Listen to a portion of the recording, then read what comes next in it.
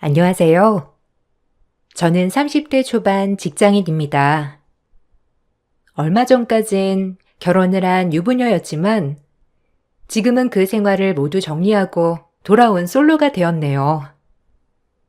가끔씩 결혼한 친구들이랑 이런저런 얘기를 할 때면 항상 하게 되는 얘기가 바로 시댁이었는데 지금까지 제가 알고 있던 사람들 중에서는 저를 당해낼 수 있는 사람이 없었어요. 그만큼 전 대단한 시댁을 만났는데요. 저의 이야기를 들려주고 싶어서 이렇게 글을 작성해 보게 되었습니다. 3년 전 만난 남편은 다정하고 따뜻한 사람이었어요. 이렇게 배려심이 많은가 싶을 정도로 말투 자체도 온화했지만 화 한 번 내지 않고 허허실실 웃기만 하는 사람이었죠. 저는 약간 제 생각을 적극적으로 표현하는 편이었는데 남편은 좋은 게 좋은 거다 생각하는 편이었거든요. 저와 정반대의 성격인 남편을 보고서는 결혼을 결심했답니다. 결혼하기 전 남편에게서 가장 많이 들었던 얘기는 바로 시모에 대한 얘기였어요. 남편 말로는 어릴 적부터 시부는 별로 가정에 관심이 없었고 오로지 시부만이 가정을 위해서 일도 하고 살림도 하고 심지어 시댁도 돌봤다고 하더라고요. 그런 모습을 보고 자라면서 자신은 절대로 그런 아버지가 되지 말아야 되겠다는 생각과 함께 어머님에 대한 존경심을 가지고 있었어요. 우리 어렸을 때만 하더라도 솔직히 가부장적인 아버지들도 많았잖아. 그래서 나도 아주 어릴 때는 그렇구나 생각을 하고 살았었거든. 근데 살면서 보니까 그게 아닌 거야. 아빠는 가족한테 별로 신경도 안 쓰고 엄마만 항상 바빴지. 시댁 행사는 어찌나 그렇게 많은지. 항상 행사 치르고 나서 엄마가 집에 오면 녹초가 되어 있으시곤 했어.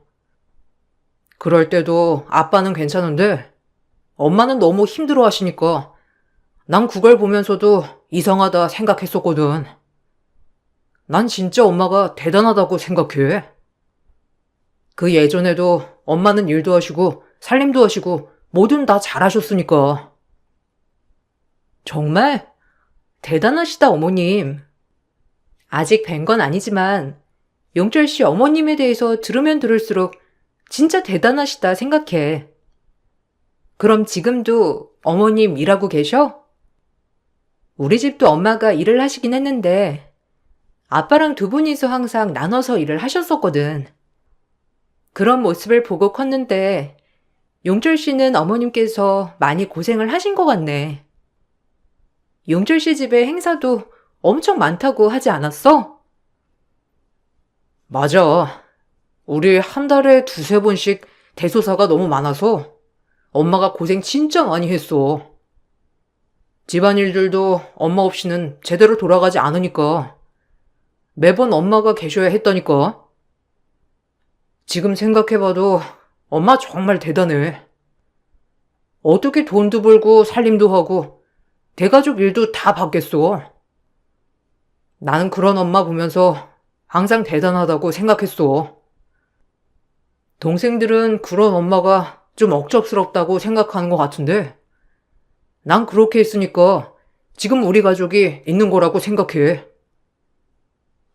용철 씨는 그럼 어머님 하시는 걸 보고 자랐으니 와이프에 대한 기대감도 그만큼 높은 거 아니야? 지금은 다들 집안일이며 다 나눠서 각자 하고 살잖아. 나는 그런 게 자연스럽고 맞다고 생각하는데 용철 씨는 어떻게 생각해? 설마 나도 어머님처럼 이것도 잘하고 저것도 잘하겠지 생각하고 있는 거 아니지? 미리 말하지만 나는 청소며 빨래며 음식이며 다 잘 못해. 에이, 처음부터 잘하는 사람이 어디 있어. 나도 못해. 다혜는 그래도 머리가 좋으니까 금방금방 익히겠지.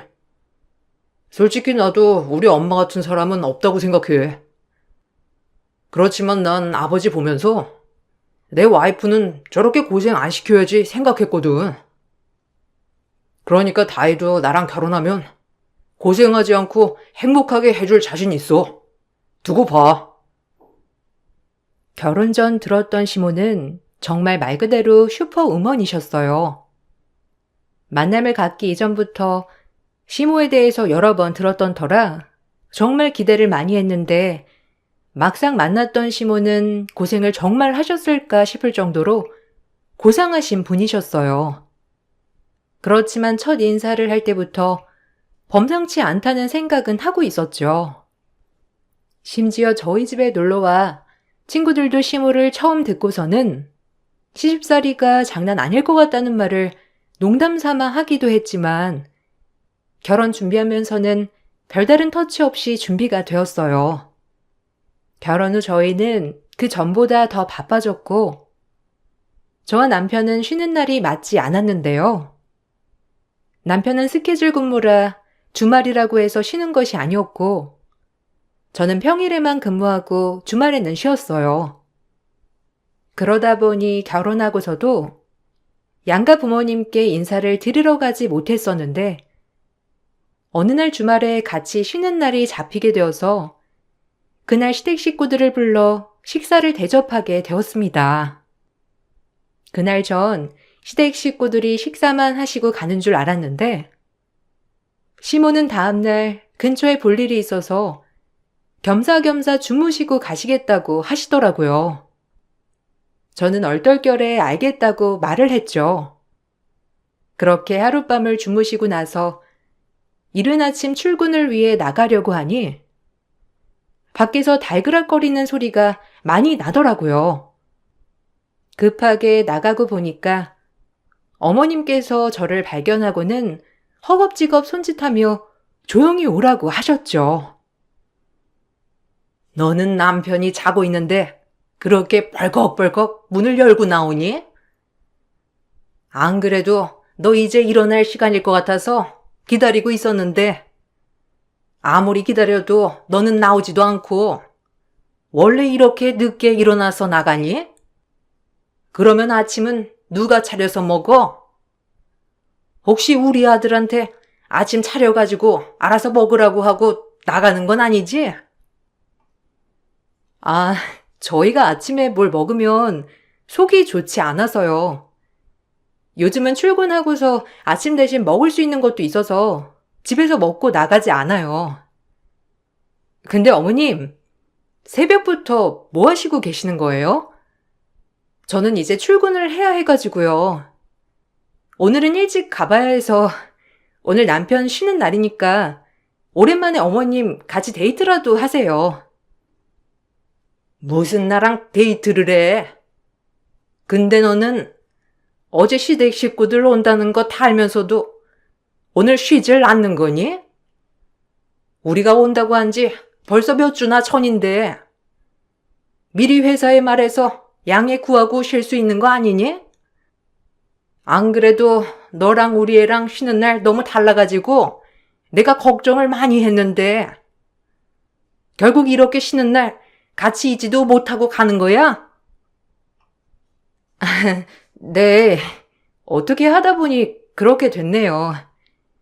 그래도 어제 어떻게 시간 잘 맞아가지고 다 같이 밥 먹을 수 있어서 다행이었던 것 같아요. 안 그래도 어제 어머님 일찍 나가신다고 하셔가지고 걱정 많았는데 조금 이따 나가시면 용철 씨랑 같이 아침 드시고 가세요. 오늘 여기 주변에서 볼 일 있으셨다고 하셨죠? 아니 뭐 그건 취소돼가지고 할 일은 없는데 그것보다는 너 아무리 그래도 다음에는 다음날 쉬는 날 맞춰서 쉬어. 그래야 이렇게 시부모님 한번 주무시고 가시면 같이 시간도 보내고 더 좋지 않니? 이렇게 해야 점수도 따고 그러는 거야. 너 오늘 출근한다고 해서 내가 얼마나 놀랬는데 너희 시아버지도 말은 안 했지만 얼마나 놀랐는지 아니? 알았지? 시모는 시댁 식구들이 오는 날이면 그 다음 날까지 일정을 비워둬야 한다고 말을 하셨는데 전 그 말을 듣고서 너무나 황당했어요. 사실 얼마 전에 친정아빠 생신일 때 스케줄이 맞지 않아서 저 혼자 다녀왔던 적도 있었거든요. 그날을 어떻게 알았는지 저에게 연락이 와서 자기 아들 일 빼기에 미리 말하지 말라며 저에게 신신당부를 하셨었죠. 스케줄이 맞지 않아서 혼자 간다고 하니 현명한 행동이라고 저를 칭찬하셨던 분은 어디 가셨는지 갑자기 시댁 식구들이 오면 다음날까지 시간을 비워둬야 한다고 하니 너무 황당했습니다. 시모는 그 이후로도 무슨 일이 있다면서 전날 저희 집에서 잠을 잤다가 다음날 갑자기 일이 취소되었다며 그대로 신혼집에 있다가 내려가시기도 했습니다. 전 처음에는 시모가 시부랑 같이 단둘이 있는 게 불편해서 그런가 싶었어요. 아무래도 가정에 소홀했던 아버님이니 서로 마주치는 게 힘든 걸까 싶었는데 막상 결혼을 하고 보니 그런 건 아니더라고요. 남편 말로는 저와 연애를 하기 몇 년 전에 일을 그만두셨다고 하셨고 시부는 그럼에도 불구하고 생활비도 제대로 주지 않아 종종 소일거리를 했다고 했는데 막상 겪어본 시부는 생각보다 성실하신 분이셨고 무뚝뚝하지만 누구보다 가정적인 분이셨어요. 30년 넘게 한 곳에서 일을 하셨고 직급도 높으셨을 뿐만 아니라 시댁에는 매년마다 시부가 시간을 내서 해외고 국내고 여행을 갔던 사진들이 가득했죠. 거기다가 가끔씩 시댁에 가면 집안 청소며 빨래며 설거지까지 시부께서 많이 하고 계셨어요. 오히려 밖에 나가 계시는 건 시모였죠. 그러면서 시모와 남편이 하는 말이 정말일까 생각을 많이 했습니다. 어느 날 시댁 가족 행사가 있었을 때가 있었는데 그날은 회사에서 중요한 일이 있었고 이미 결혼 전부터 정해진 일정이었기 때문에 참석을 하지 못했죠. 그런데 행사가 끝나고 나서 시모는 저에게 전화를 해와 엄청 화를 내시더라고요. 예, 너 아무리 그래도 가족 행사는 참석을 해야 하는 거 아니니? 우리가 어려운 일을 요구하는 것도 아니고 가족 행사만이라도 잘 참석을 해달라 말을 한 건데 어떻게 이렇게 관심이 없을 수가 있어? 너 오늘 행사 있었던 건 알기나 하니? 용철이가 너 신경 쓸까봐 괜찮다고 했겠지만 네 시아버지가 얼마나 화가 났는지 알아? 아무리 그래도 결혼하고 처음 행사인데 꼭 참석해야 하는 거 아니니? 아, 어머님. 근데 저 아버님께도 연락을 드렸어요. 안 그래도 용철 씨가 저한테 아버님께서 중요하게 생각하시는 행사라고 하셔서 결혼하고 나서 그 소식 듣자마자 아버님께 연락드렸거든요. 그래서 괜찮다고 하셨고 저도 회사 일이 급했기 때문에 못 간 거예요. 오늘도 아버님 전화 와서 괜찮다고 신경 쓰지 말라고 하셨는데 어머님께는 많이 화가 나신다고 하셨어요? 아니 뭐 네 시아버지가 네 앞에서 화났다 어쩌다 할 수나 있겠니? 그런 생각이 들어도 어른으로서 괜찮다고 말을 하는 거지. 내가 너한테 나쁘라고 말해주는 게 아니라 다들 솔직히 많이 화났어. 네가 결혼하고 나서 가족으로서 처음으로 함께하는 행사인데 참석도 안 하니까 얼마나 화가 나겠어? 너 그러지 말고 이제라도 와서 무릎 꿇고 빌어.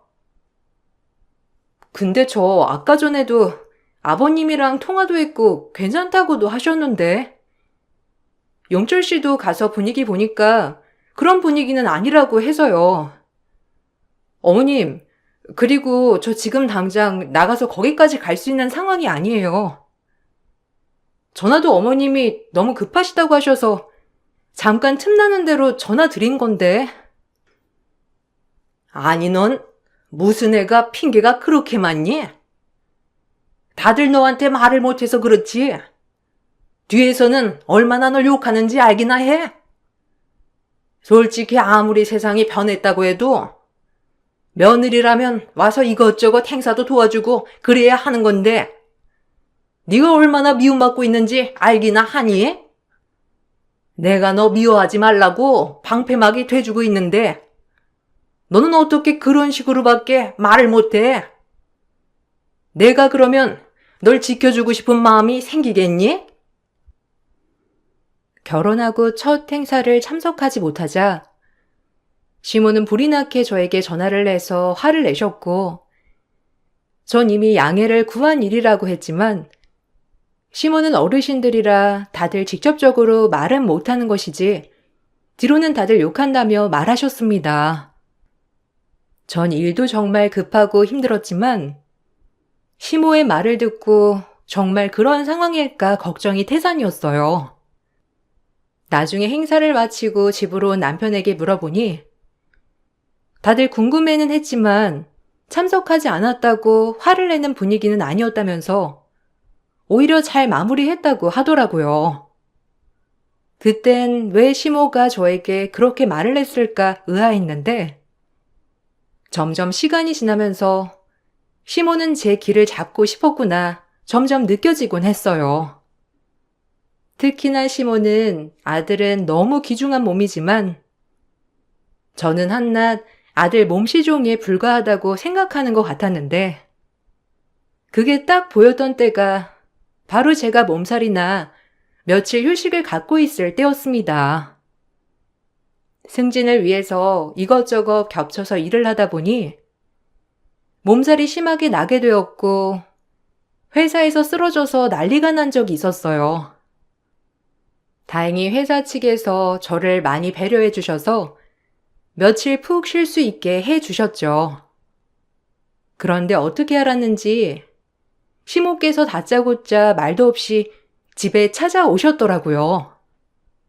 문을 열어보니 두 손 가득 비닐봉지를 들고 계셨는데 절 보자마자 윽박 지르셨습니다. 너 지금 뭐하니? 내 손에 들고 있는 거 안 보이니? 얼른 들고 들어가. 내가 너 오늘 휴일이라고 해서 부랴부랴 장 보고 왔어. 너 전에 내가 쉬는 날에 연락하라고 했는데 왜 연락도 안 하니? 아니 이렇게 며칠 내내 쉴 거면 미리 연락이라도 해주면 좋잖아. 그러면 더 좋은 재료로 장 보고 올걸. 아니다. 너 데리고 장 보러도 같이 갈 걸 그랬는데 아유 정말. 어머님, 이게 뭐예요? 갑자기 왜 장은 보고 오신 거예요? 전화도 없이 오셔가지고 놀랐어요. 저 오늘 쉬는 날 아니었는데 어떻게 알고. 그리고 이건 왜 이렇게 많이 사오신 거예요? 양파며 당근이며 요리해 주시려고요? 혹시 저 아프다고 용철 씨가 말한 거예요? 아, 어머님, 장 안 보셔도 되는데 저희 집에서 이것저것 많이 해먹는 것도 아니고 괜찮아요. 내가 그러니까 여기까지 고생하면서 온 거야. 네가 집에서 음식해서 먹으면 이렇게 아플 일이 있겠니? 너도 이렇게 비실대는데 우리 아들은 얼마나 속이 곪고 있겠어? 네가 집에서 밥을 제대로 한 끼 해먹어야 얘가 살이 찌지. 매번 볼 때마다 말라 삐뚤어지는 모습 보면 내가 얼마나 속상한지 아니? 너 당장 부엌으로 들어가서 이거 재료들 다 손질하고 있어. 손질 다 하면 부르고 우리 아들 좋아하는 음식 어떤 건지 내가 오늘 알려줄 테니까 똑같이 하기만 하면 돼. 네? 음식이요? 어머님, 저 어제 회사에서 쓰러졌어요. 쓰러져가지고 지금 일도 엄청 밀려있는데 그거 그냥 제쳐두고 쉬고 있는 거예요. 회사에서도 당장 급한 일 있는데도 배려해주고 있는데 무리할 수 없어요, 어머님. 음식 배웠으면 좋겠다고 생각하시면 제가 일 어느 정도 마무리되면 그때 배울게요. 근데 오늘은 못해요, 어머님. 일할 몸 상태도 아니고요. 원래 여자는 다들 한 번씩 쓰러지기도 하고 몸도 약해지고 그러는 거야. 뭐 나는 안 그런 줄 아니? 그리고 회사에서 쉬라고 하는 거는 그만큼 가정에 소홀히 하지 말라는 뜻도 있는 거지. 니들 밥도 잘 안 해 먹고 그러니까 아픈 거야. 밥 잘 해 먹으면 이렇게 쓰러져서 골골댈 일이 있겠니? 네가 이렇게 쓰러지면 우리 아들 속은 어떻겠니? 너 위에서도 배워야 하는 거니까 힘들어도 참아. 약 먹었지? 약 먹었으니까 끄떡 없어. 시모는 제가 펄펄 끓는 열이 나고 있음에도 불구하고 아랑곳하지 않고 재료들을 손질하라면서 명령하셨습니다.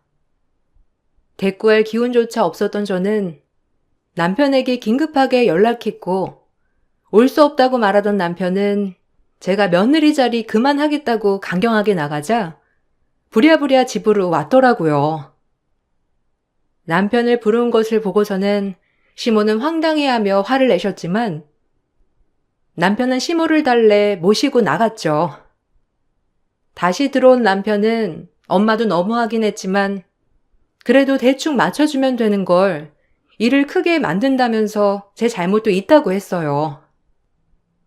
전 남편의 말을 듣고서는 너무 억울하고 분한 생각이 들었어요.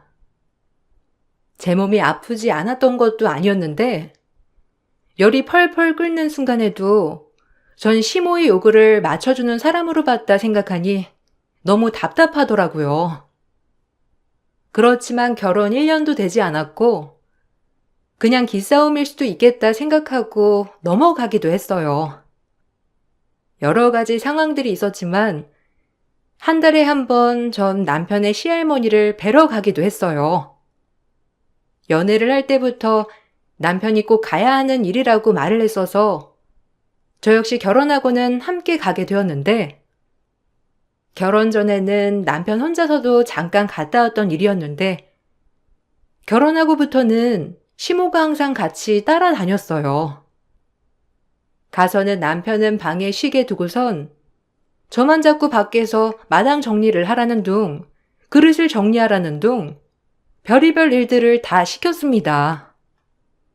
제대로 쉬지 못하게 일만 시키는 것을 보고서는 전 남편을 불렀는데 시모가 같이 와서 저에게 잔소리를 하셨죠. 아니 넌 이거 하나도 제대로 못해가지고 어떻게 졸졸 남편 오라고 불러대니? 이게 어려운 것도 아닌데 너 혼자 해도 충분히 할 수 있는 걸. 어떻게 좀 쉰다는 애를 꼭 불러서 부려먹어야 되니? 아유 정말 뭐 하나 제대로 하는 것도 없어. 너 내가 안 오고 애랑만 오면 우리 아들한테만 하라고 시켰을 거 아니야? 어머님, 저도 일해요. 평일에는 저도 일하고 남편만큼 저도 일주일에 2번만 쉬고요.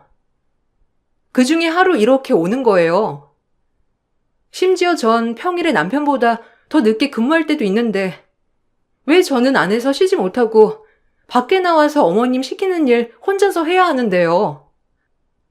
남편이 저보다 힘들게 일하고 있는 것도 아니고 비슷한 일 하고 있는데 어머님께서 저만 너무 쉬면서 일하는 걸로 생각하시니 너무 서운해요. 어머, 얘 말하는 것 좀 봐. 네가 여자라서 꼼꼼하니까 시키는 거야. 얘가 해봤자 꼼꼼하면 얼마나 뭘 더 할 수 있겠어? 땡볕에 얼굴만 익지. 너는 여자잖아. 남자애보다 훨씬 손끝도 야무지고 꼼꼼할 텐데 2번 일하는 것보다는 한 번에 잘하는 게 낫지 않아? 그리고 너는 운동도 하고 체력도 좋잖니. 그래서 잘할 수 있을 것 같아서 그런 건데 너 그렇게 말하면 내가 더 서운하지. 여보, 이거 솔직히 얼마 안 되는데 너무 심보가 그런 거 아니야? 엄마는 이거 전에 혼자서 1시간이면 다 했어. 여보, 진짜 엄마한테 많이 배워야 되겠다. 어떻게 시간이 이렇게 지났는데 반도 못했어? 아무래도 요령이 없나? 엄마, 그래도 엄마는 이거 금방 다 했잖아. 역시 엄마 진짜 대단해. 엄마는 와이프보다 훨씬 더 어릴 때 시집 와가지고 이런 거 혼자 싹 다 했는데. 아이고, 우리 아들 그런 것도 다 기억하고 있어? 내가 너무 척척 다 해버려가지고 우리 아들 눈만 더 높아졌겠네. 그렇다고 해서 그런 건 너무 당연하게 생각하면 안 되는 거 알지? 요즘은 나처럼 하나부터 열까지 척척 잘하는 사람이 어디 있어? 어떠한 일이든 제가 잘 못하거나 도움을 요청하면 그때마다 남편은 시모는 그것보다 훨씬 더 잘했다면서 말하고 시모는 엄마 같은 여자는 없다며 쿵짝이 잘 맞았어요. 그런 모습을 보면서 저는 남편과 결혼을 했다기보다는 남편과 시모 사이에 끼어있는 듯한 느낌이 들었습니다. 모자 사이가 얼마나 애틋했는지 저를 위한 날에도 두 사람은 서로에 대한 애틋함만 가득했어요. 제 몸을 버려가면서 열심히 일을 한 끝에 전 승진을 하게 되었어요. 사실 결혼도 하고 그 사이 컨디션도 좋지 않아서 승진은 물 건너갔구나 싶었는데 정말 좋은 기회로 승진을 하고 연봉도 훨씬 더 높아졌죠. 남편과 오붓하게 축하 파티를 열려고 하니 남편이 갑자기 시모가 근처에 볼 일이 있어서 오셨다면서 같이 저녁을 먹자고 하더라고요. 저는 순간 내키지 않았지만 알았다고 말을 했고 집에 와보니 이미 시모가 와 계신 상태여서 저는 부랴부랴 단골 식당에서 음식을 주문했습니다. 음식이 오고 나서부터 시모는 하나하나 다 타박을 하셨어요. 어머님, 뭐 음식이 입에 좀 안 맞으세요? 그래도 저랑 남편이랑 자주 불러 먹는 곳인데요. 음식도 깔끔하고 맛도 있어요. 재료도 신선하고요. 바로 조리해서 오니까 어머님께도 맞으실 것 같아서 주문한 건데 좀 입에 안 맞으세요? 오늘 좋은 날이라서 오랜만에 먹으려고 주문한 거예요. 전에는 거의 저녁 차려서 먹긴 했거든요. 혹시 입에 안 맞으시면 다른 거 주문해 드릴게요. 뭐가 괜찮으세요? 너는? 그러게 나한테 음식을 배우라고 하니까 아직까지 이렇게 배달 음식이나 먹이고 있는 거니? 우리 아들 속이 예민해가지고 이런 바깥 음식 먹으면 배탈 나고 속도 안 좋아지는데 아휴 내가 정말 속상해서 곱게 키운 아들 결혼하고 점점 몸이 상해가는 것 같아가지고 내가 얼마나 속상한지 너는 모르지? 네가 아이도 없으니까 지금 내 맘 모르겠지만 나중에 아이 낳고 나서는 다 공감할 거야. 아이 엄마 왜 그래? 요즘은 그래도 다 이렇게 먹어. 솔직히 엄마처럼 그렇게 일도 하면서 살림도 하고 저녁 매번 차려주는 여자가 어디 있다고 그래? 엄마밖에 없지. 난 솔직히 결혼하고 나서 엄마가 진짜 대단하다는 거 다시 한번 느꼈어. 어떻게 아이도 키우고 집안일도 알아서 척척 잘하고 난 벌써부터 걱정이 태산이야. 아이 낳고 나면 어떨지 엄청 걱정된다니까. 아유, 그러게나 말이다. 우리 아들 너무 힘들겠네. 네 아빠 팔자 닮아야 할 텐데 내가 매번 바랬는데 밖에서 일만 하고 들어와서 집안일 하나 신경 쓰지 않고서 떠받들여주는 와이프 만나서 고생 안 하고 살면 좋았을 것을. 네가 내 팔자를 닮아가지고 밖에서 일도 하고 집에 와서도 따뜻한 밥 한 끼 제대로 대접도 못 받고. 에휴. 엄마, 왜 울어? 나 그래도 잘 지내고 있어. 엄마도 옛날 생각하니까 눈물 나는구나. 에이, 엄마가 이렇게 마음이 여리다니까. 워낙 마음이 여려가지고 사람들한테도 맨날 싫은 말도 한 번 못하고 잘해주기만 하다가 상처만 받고.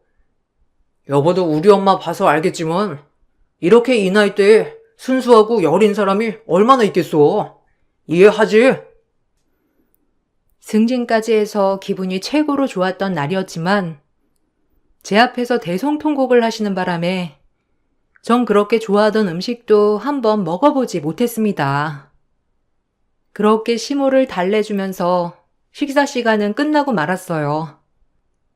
정작 제 승진 얘기는 입도 뻥끗하지 못했죠. 그 후에도 남편은 시모가 속상해 하신다면서 집에 보내지 말고 신혼집에서 재우겠다고 하며 자신이 거실에서 엄마와 같이 자겠다는 말도 하더라고요.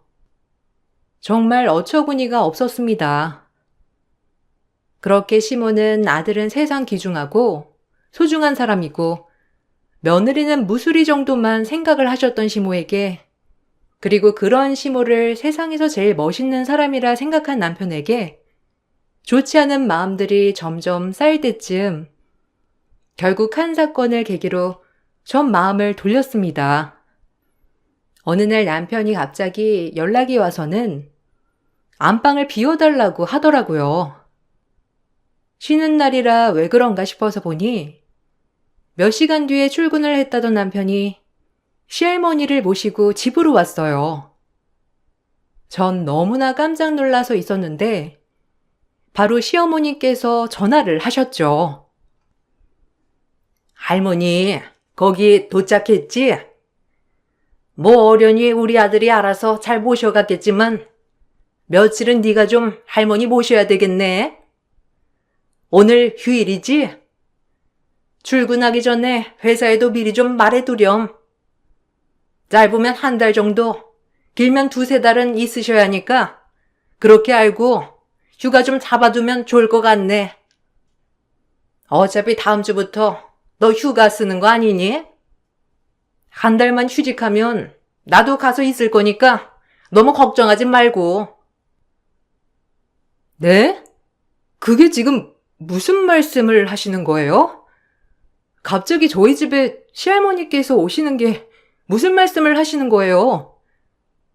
혹시 저보고 시할머니 여기서 모시라고 하시는 거예요? 저보고 회사 쉬라고요? 어머님, 저 그렇게 못해요. 회사에 말해도 받아주지도 않을 거지만 제가 그렇게 해야 할 이유는 없을 것 같아요. 어머님은 어디 가신 거예요? 아, 나 동창들이랑 남도 일주 가고 있어. 예, 너 지금까지 시댁에 뭐 해준 게 있니? 안 그래도 시댁에서 네 얘기 계속 나오고 있는데 내가 계속해서 커버하는 게 얼마나 한계가 있는지 알아? 이참에 뭐라도 제대로 하나 해야 하지 않겠니? 그나마 시할머니 니네 집에서 모시는 건 어려운 것도 아니야. 밥만 제때 차려다 드리면 되는 걸 너 뭐가 힘들다고 난리야? 내가 이렇게 쉬운 일로 생색낼 수 있게 자리 깔아준다잖아. 손주 며느리 도리는 해야지. 다른 걱정하지 말고 시할머니 잘 모시고 손주 며느리 도리를 다 거라. 알고 봤더니 시모는 갑자기 쓰러지신 시할머니를 저에게 맡기려고 했던 것이었어요. 저에게는 한마디 상의도 하지 않은 채 시댁에는 시모가 직접 돌보겠다고 말을 해놓고서는 시할머니를 저희 집으로 모셨던 거죠. 나중에 시아버지께서 이 사실을 아시고서는 고모와 함께 신혼집에 오셔서는 저에게 사과를 하시곤 시할머니를 다시 모셔 가셨어요. 듣다 보니 시모가 갑자기 시할머니 퇴원을 하실 때가 되니 병원도 가깝고 저와 얘기도 다 끝냈다면서 무작정 모시고 왔던 것이었어요. 그렇게 전 갑작스러운 상황을 겪게 된 것이었죠. 시할머니가 오셨을 당시 남편도 시할머니가 기운도 없으시니 저에게 뭐라 할 일은 없을 거라며 대수롭지 않게 말을 해서 전 이 상황이 뭔가 싶었어요. 그러다가 그날 바로 시부와 고모님이 오셔서는 저에게 사과를 하시니, 그래, 이렇게 심각한 일이구나 다시 한번 느끼게 되었죠. 시할머니가 가시고 나서 남편은 너무나도 해맑게 저에게 잘 됐다며 말을 하더라고요.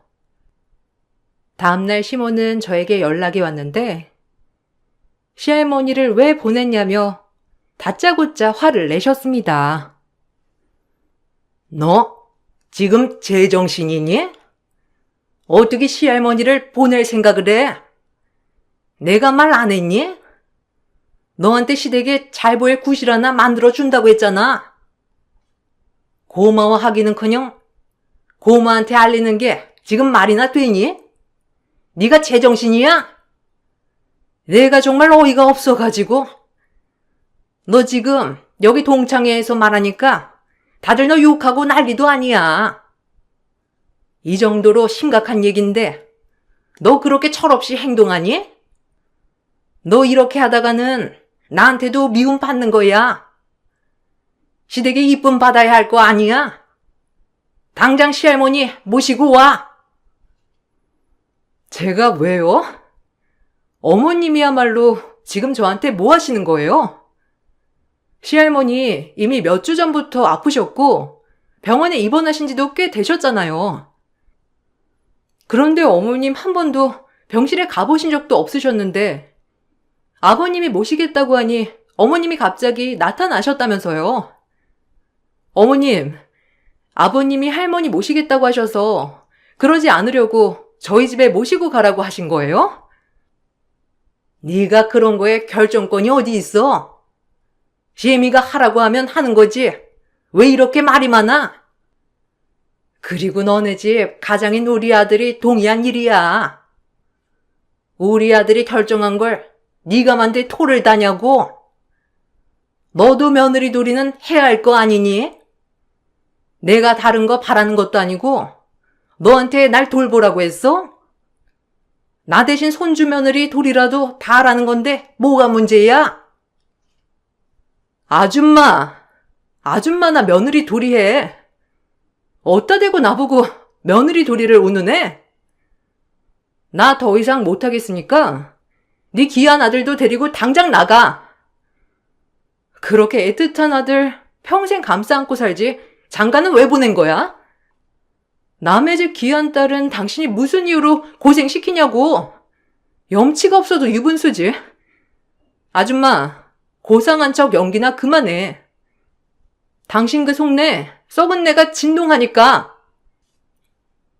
전 퀵으로 남편에게 이혼 서류를 보내고 바로 하와이행 비행기를 탔습니다. 사실 그 전부터 이혼에 대해서는 계속해 고민을 하고 있었어요. 남편은 어느 날부턴가 시모를 쉬는 날마다 은근슬쩍 집으로 모시고 왔고, 저는 그 사실도 모른 채 퇴근하고 집에 가 마주했던 적도 여러 번이었거든요. 그렇게 피곤함을 이끌고 시모 시중까지 들었었는데, 거기다가 시부랑 다투기라도 하신 날에는 일주일이고 2주일이고 신혼집에 계시다가 가시는 바람에 집이 한 번도 편한 적이 없었어요. 그 와중에 저에게 상의조차 하지 않으시고는 시할머니를 무작정 집으로 데리고 온 것을 계기로 저는 이 집에서 발을 빼기로 했습니다. 전 지금까지의 모든 부당대우에 대한 자료로 이혼을 청구했어요. 당연히 남편은 받아들일 수 없다며 난리가 났죠. 그렇지만 전 이미 하와이로 떠난 상태였고 이혼 소송은 제 대리인이 참석을 했습니다. 저희는 아이도 없었고 결혼 기간도 2년도 채 되지 않았기 때문에 크게 복잡한 문제는 없었어요. 거기다가 결혼을 하면서도 그때는 그냥 여유로운 사람이 더 해가면 되지 않나 싶어서 집도 제가 다 해갔는데 그걸 다 되돌려 받을 수 있었죠. 여기에 위자료까지 받을 수 있었습니다. 처음 위자료를 지급해야 하는 것이 결정됐을 당시 시모와 남편은 온갖 욕들로 시작되는 메시지를 보내왔습니다. 나중에 그걸 다 수집해서 증거로 신고를 하고 나서야 잠잠해졌어요.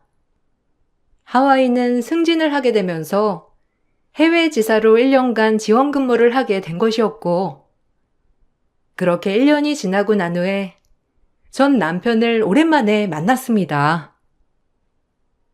여보, 아니, 다혜야.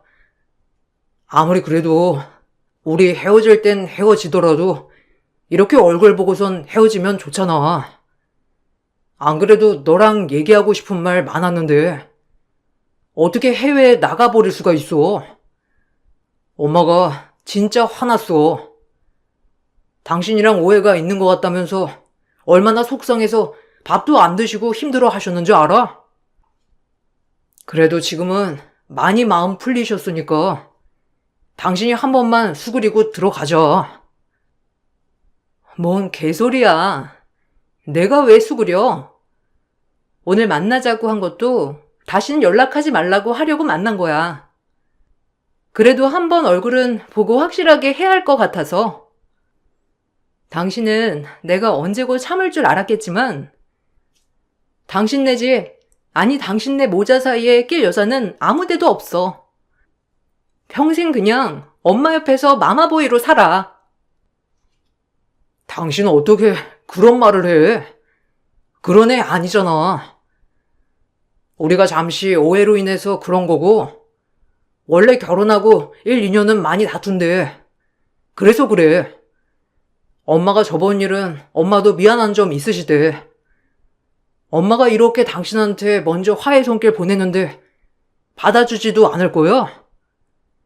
그래도 한 번 만나서 얘기라도 들어봐줘. 네가 이 모양인데 무슨 얘기 듣니? 그 아줌마는 더 엉망진창일 텐데. 내가 왜 당신이 엄마 타령하는지 정말 궁금했는데 당신은 엄마 인정만 받고 살아서 그런 거였어. 당신처럼 찌질한 사람이랑 더 이상 같은 공간에 있고 싶지도 않거든? 다시 한번 나 찾아오기만 해.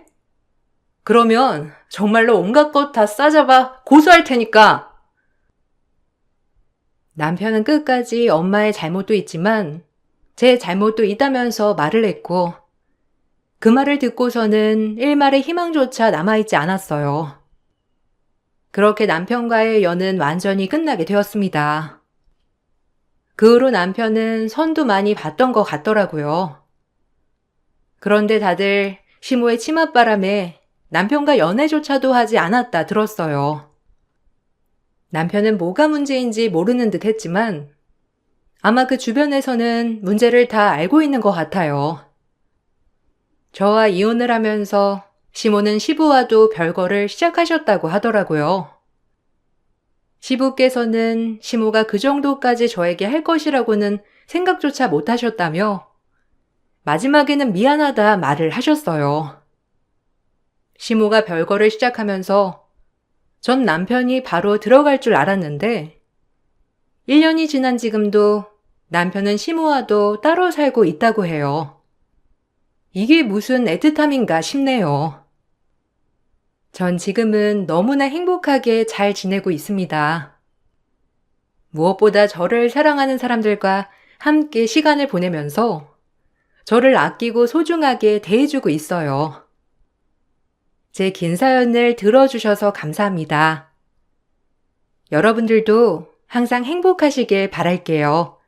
안녕하세요. 저는 35살에 정말 충격적인 경험을 하게 된 여자입니다. 그저 행복한 미래를 꿈꾸며 제2의 인생을 시작했지만 모든 건 뜻하는 대로 이루어지지 않았어요. 즐기고 즐겼던 인연 이제 끝날까 합니다. 여러분들께서도 제 이야기를 들어보시고 좋은 의견이 있으시다면 지혜를 나눠주시길 바랍니다. 남편은 현재 37살이며 매사에 항상 성실하고 남을 배려할 줄 알고 주위 사람에게 인성 바르다며 동네에서 소문이 자자한 남자입니다. 하지만 그런 모습이 결혼하고 나서 진실이 아니었다는 게 밝혀지고 말았어요. 조금씩 자신의 성격을 드러내더니 결국 밑바닥까지 찍고 오더라고요. 남편은 한식 뷔페를 운영하고 있고 저는 바로 옆 건물에서 안경점을 운영하고 있었습니다. 남편이 운영했던 한식 뷔페 식당은 가격도 저렴하고 반찬 가짓수도 많아서 손님들이 점심시간만 되면 줄 서서 기다려야 할 정도로 평판이 좋았어요. 저는 한 곳에서 안경점을 운영한 지 3년 정도 되었고 한식 뷔페는 1년 정도 되었었죠. 좋았던 건 한식 뷔페에 사람들이 몰리다 보니 식사를 마치고 가끔 안경점에 들려주시는 분들이 종종 있으셨어요. 그래서 알게 모르게 도움을 받고 있었습니다.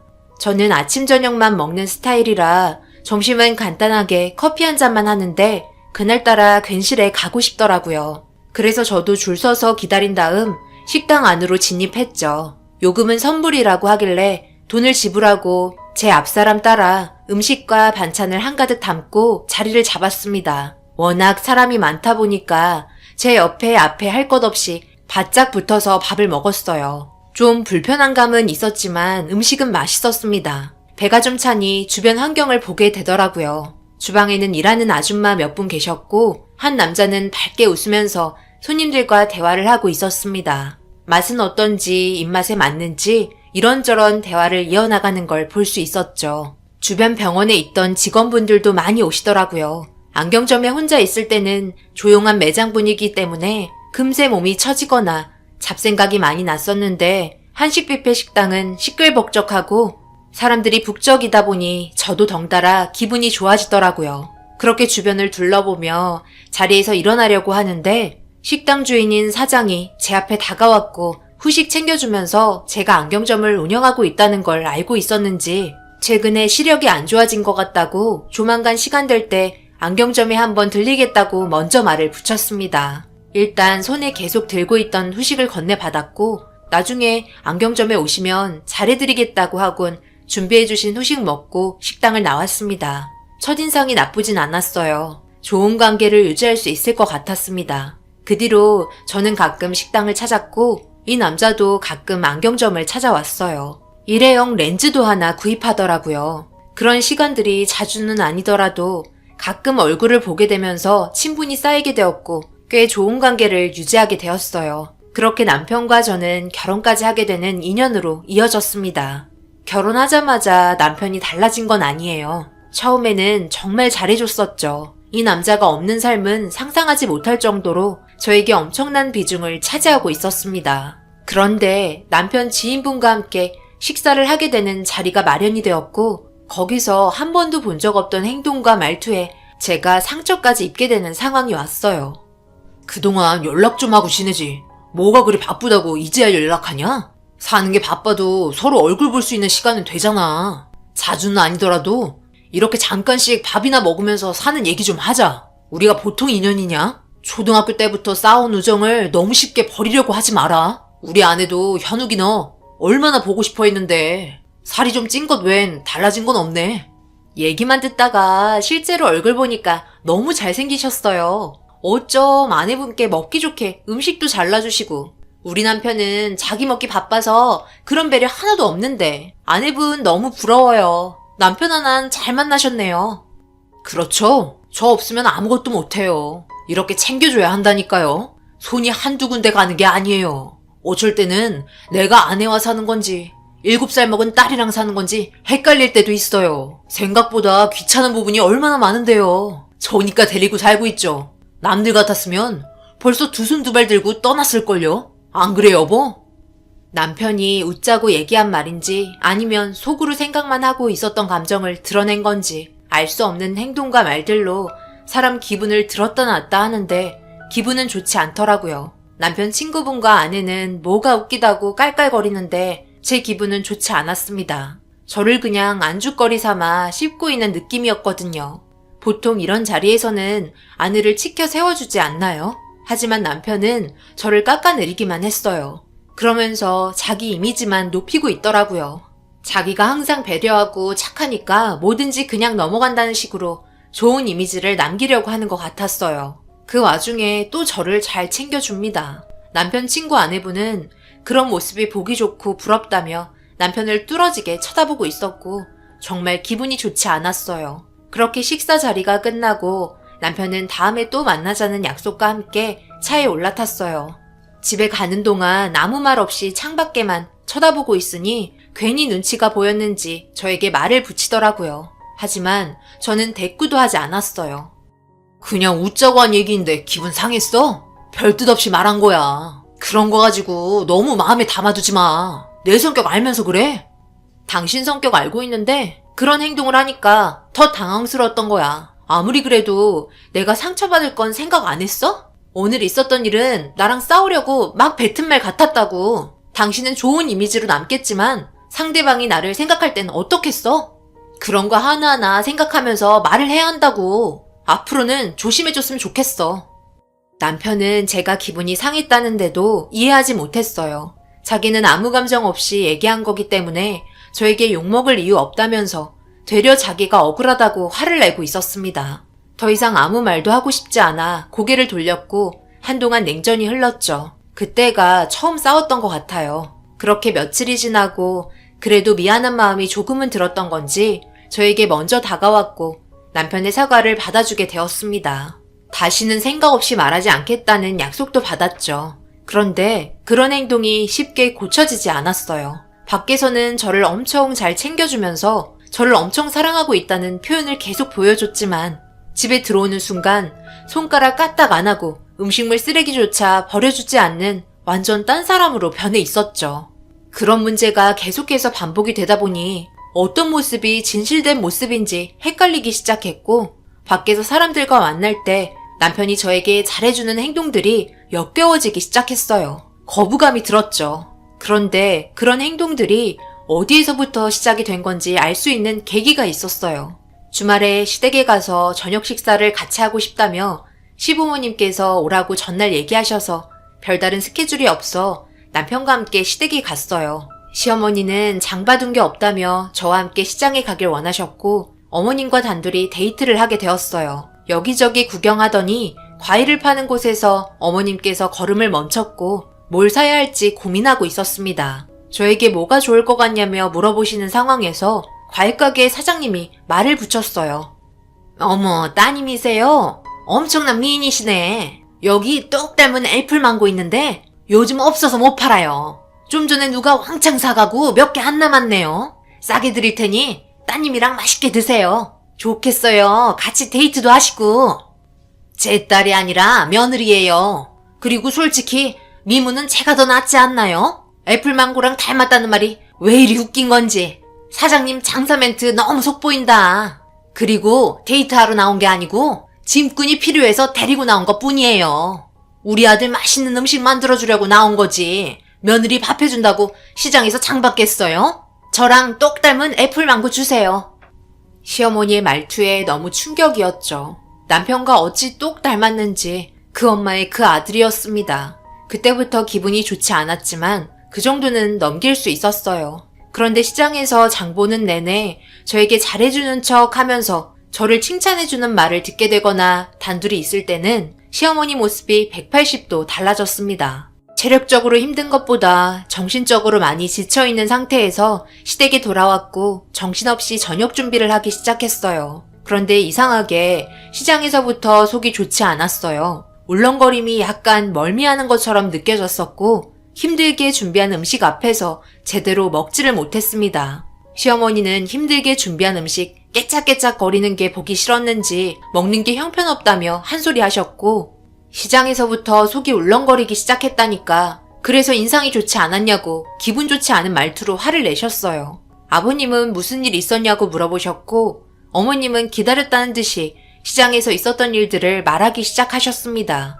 그런데 제가 봤을 때 분명 시어머니가 잘못한 부분들이 있는데 그냥 고개만 끄덕일 뿐 아버님과 남편은 별 반응이 없었어요. 이런 일이 한두 번이 아닌 듯 했죠. 그렇게 힘겨운 식사 자리가 끝이 나고 속이 너무 메스꺼려 누워 있어야 할 것 같아 양해를 구하고 남편이 지내던 방에 들어가 누웠어요.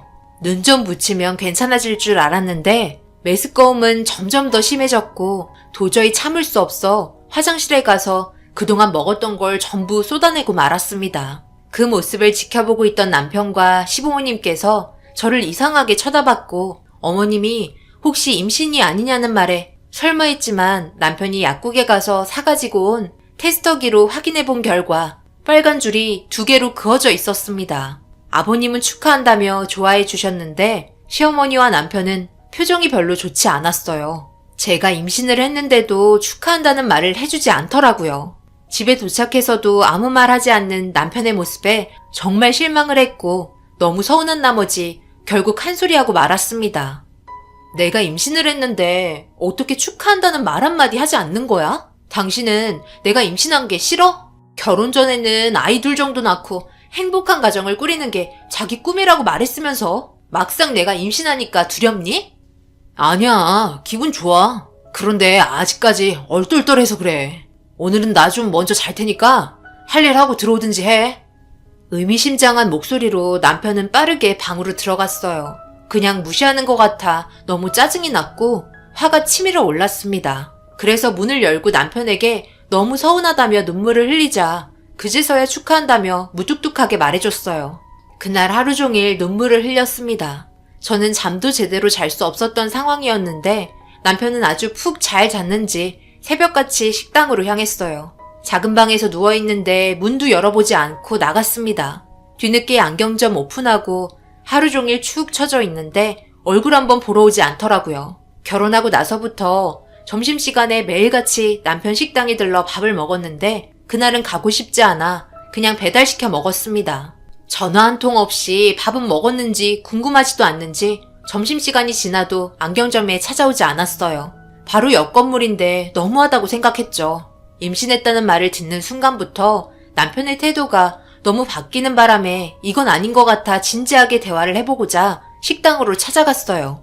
그런데 남편이 보이지 않더라고요. 그래서 주방 아줌마께 물어보니 아침에 같이 나가지 않았냐고 이상한 말을 하시길래 자세하게 설명을 해달라고 말을 하는 순간 아침에 어떤 여자랑 같이 차 타고 나가는 거 봤다는 충격적인 말을 듣게 되었습니다. 그 자리에서 남편에게 전화했지만 받지 않았어요. 임신한 아내가 있는데 바람 피울 거라고 전혀 생각하지 못했는데 그런 말을 듣게 되니 정신적인 충격에 휘청거렸고 저는 다시 안경점에 들어왔습니다. 남편의 하루 일과를 조사해 볼 필요가 있을 것 같아 창밖을 쳐다보며 고민하고 있는데 남편 차가 지나가는 게 보였고 저는 허겁지겁 매장문 잠그고 옆 건물 주차장으로 향했어요. 숨을 헐떡이며 몰래 숨어 지켜보고 있는데 남편이 주차를 끝내고 차에서 나오더라고요. 그런데 앞좌석에서 저번에 만났던 남편 친구 아내분이 내리는 걸 목격하고 말았습니다. 왜 남편 차에서 내리는지 전혀 알 수 없었어요. 그런데 저와 처음 데이트할 때 보여줬던 자상한 표정으로 그 여자와 웃으면서 대화를 하고 있었고 도저히 그 모습을 보며 참을 수가 없어서 남편 앞으로 다가갔죠. 앞뒤 사정 안 보고 어떻게 그럴 수 있냐며 임신한 아내 두고 대놓고 바람 피운다고 남편을 밀치며 눈물을 흘렸어요. 제가 난리를 치자 친구 아내분이 저를 말렸고 그 여자에게도 화를 내려고 하자 통화를 하면서 뒷좌석에서 누군가가 내렸습니다.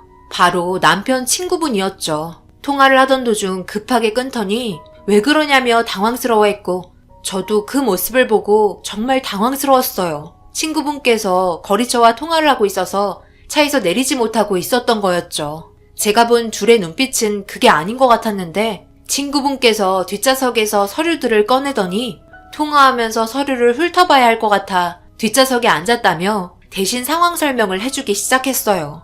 제 얼굴은 너무 빨갛게 변했고 죄송하다고 사과한 후에 빠르게 안경점으로 향했습니다. 좀 더 신중했어야 했는데 저를 웃긴 여자로 볼 것 같아 너무 창피했어요.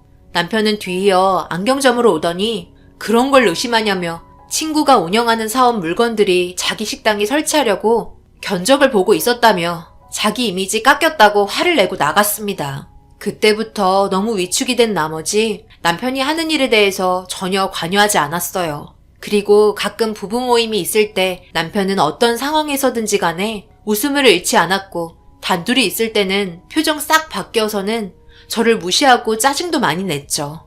이런 일들을 반복해서 겪게 되니 정신적으로 많이 힘들었나 봐요. 이혼을 하고 싶었습니다. 하지만 아빠 얼굴 한번 못 보고 아이가 자라야 한다는 게 너무 가슴이 아팠어요.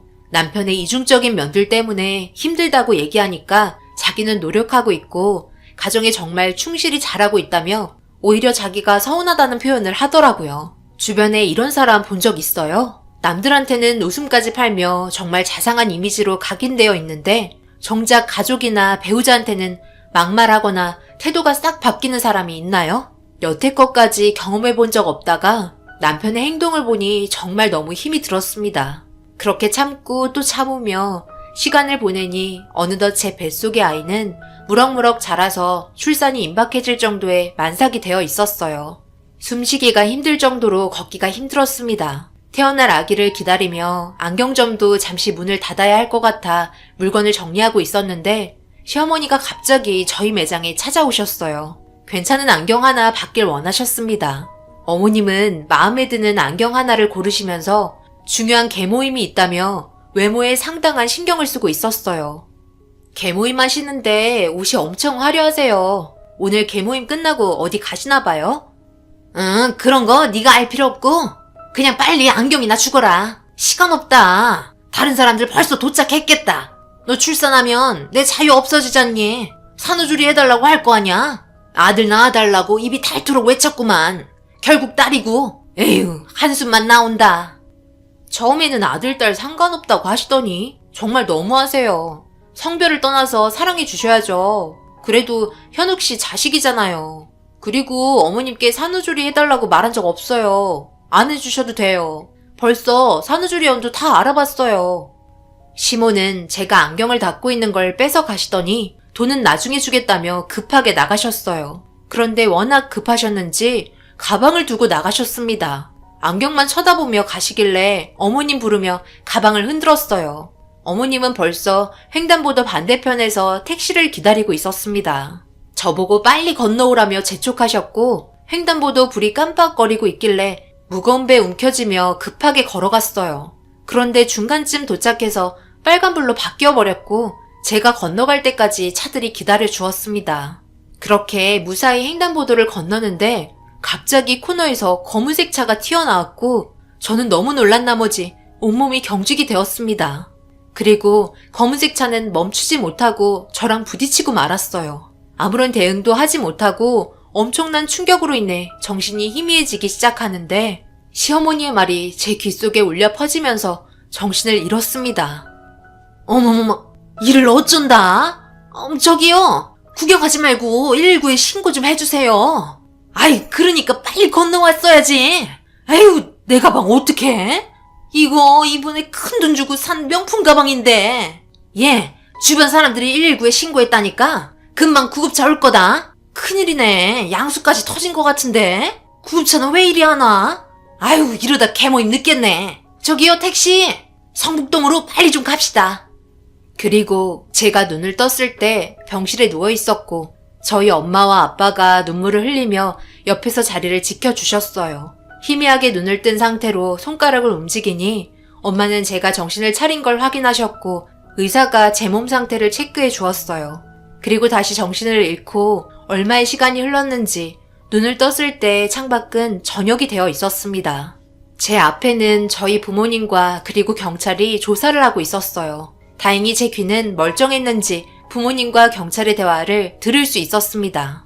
일단 사고를 내신 분은 경찰서에서 조사를 받고 있는 상태이고요. 블랙박스의 영상들도 확보를 한 상태인데요.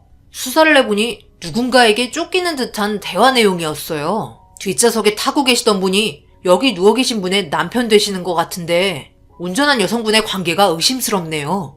최종 목적지가 모텔로 나오는데 블랙박스 내용을 보면 여성분의 남편에게 들켜서 쫓기는 상황이었고 너무 급하게 달리다 보니 운전이 미숙한 여성분께서 브레이크를 밟지 않고 당황했는지 엑셀을 밟으셨네요. 엄청난 충격을 받고 말았어요. 남편은 친구 아내와 바람을 피우고 있었던 거였고 친구에게 들키자 급하게 도망치던 도중 저와 사고가 나게 된 거였죠. 온몸을 제대로 움직일 수 없을 정도로 심하게 다쳤는지 몸에 힘이 제대로 들어가지 않았어요. 그런데 잊고 있었던 게 갑자기 생각이 났고 뱃속의 아이를 확인하려고 힘겹게 팔을 움직여 배를 만졌는데 아무것도 느껴지지 않았습니다.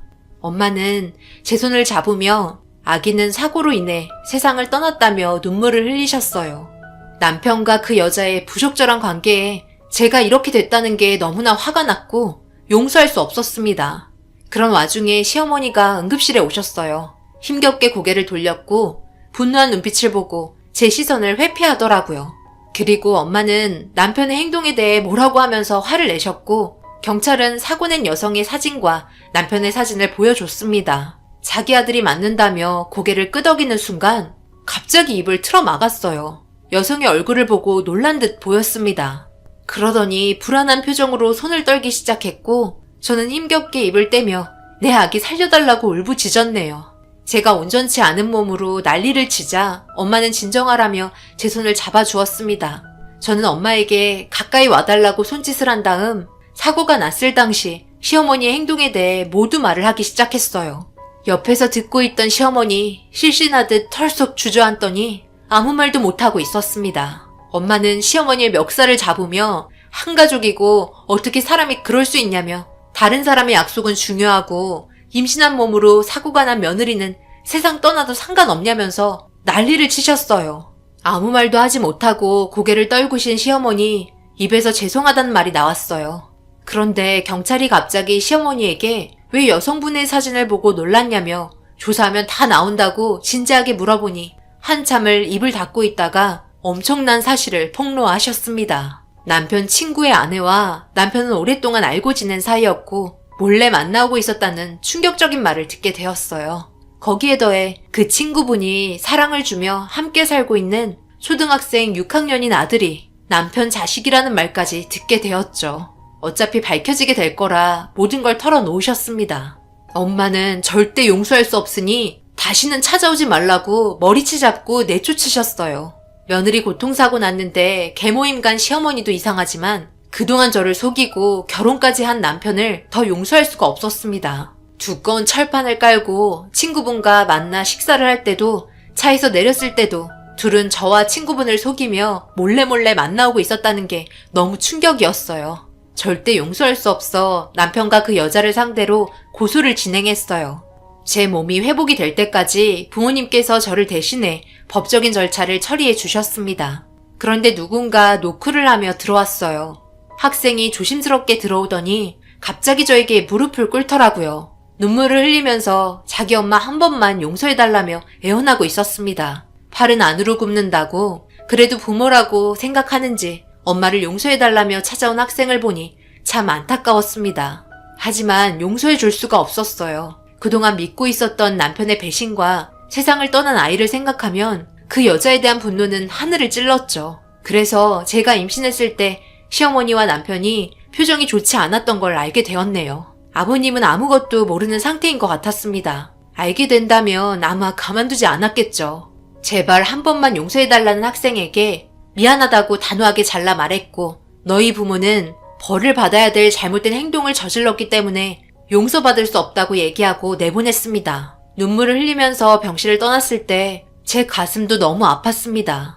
아이가 무슨 잘못이 있다고 저런 상처를 받아야 하나요? 지금 현재 다행히 몸은 많이 회복이 된 상태이며 걸어다니는 게 조금 불편하지만 금방 회복될 거란 의사의 말에 열심히 재활치료하고 있어요. 그리고 아직 법적으로 처리해야 할 일들이 많이 남아있네요. 그 여자에게 징역을 살게 할지 손해배상을 청구해야 할지 고민입니다. 수사할 때 모르고 엑셀을 밟았다고 진술했지만 저는 왜 일부러 사고를 낸 것 같다는 생각이 들까요? 마음 같아선 징역을 보내고 싶지만 눈물을 흘리며 자기 엄마라고 용서해달라는 학생이 계속 눈에 걸리네요. 우리 아기는 빛도 못 보고 떠났는데요.